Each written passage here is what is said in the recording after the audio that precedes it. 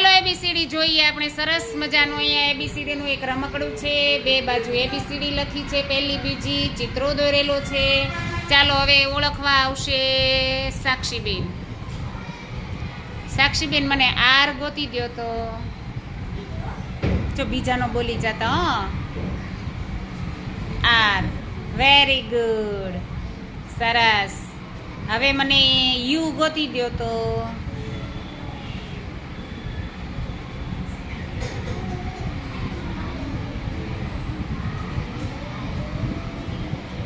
You for શું થાય? You for umbrella. સરસ, ગોતો.